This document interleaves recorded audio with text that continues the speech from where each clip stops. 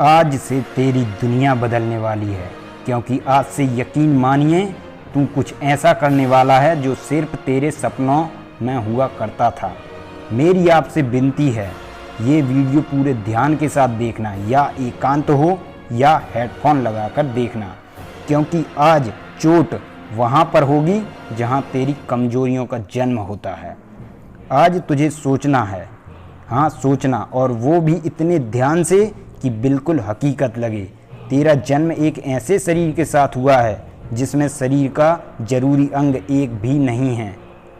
ना तेरे हाथ हैं ना तेरे पैर हैं, अगर है तो वो है सिर्फ तेरा मुंह, और उसमें भी दांत नहीं हैं। जो तू मजे लेकर भोजन करता है ना, घूमने जाता है, फालतू का समय मोबाइल चलाने में उंगलियां चलाता है, यह कुछ भी नहीं है ना कितना खौफनाक मंजर।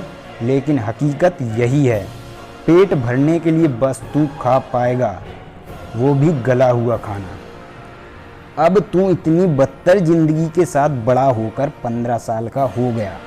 अपनी उम्र के सारे बच्चों को देखकर तू बहुत रोता कि मेरे साथ ही ऐसा क्यों हुआ, मैं ही नर्क सा जीवन क्यों जी रहा हूँ। तेरे अंदर इतनी हीन भावना आ जाती है कि तू भगवान से बोलता है, या तो मुझे पूरा शरीर दे या फिर मुझे मार डाल।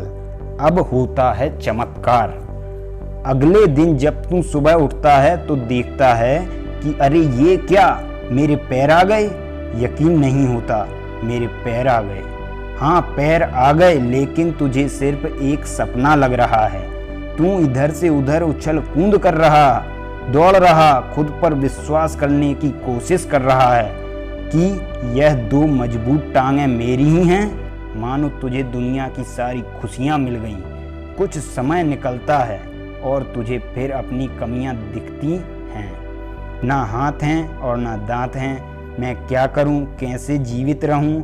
अब तू फिर खड़ा हो जाता है, भगवान के सामने बोलता है, मुझे हाथ और दांत दे दो वरना मुझे मार डालो।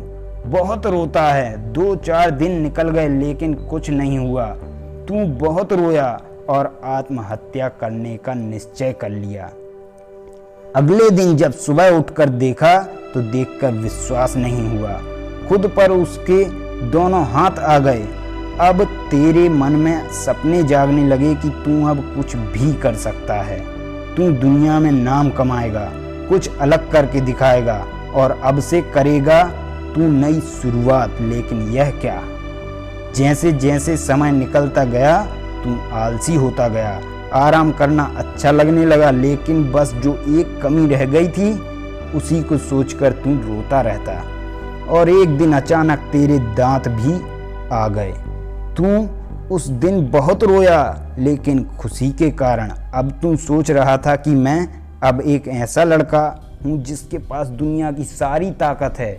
अब मैं वह सब कुछ कर सकता हूँ जो मैं सपने देखता था। लेकिन मैं एक वादा अपने आप से करूंगा कि मैं कभी समय बर्बाद नहीं करूंगा। अपने सपनों को पूरा करने के लिए सारी ताकत लगा दूंगा।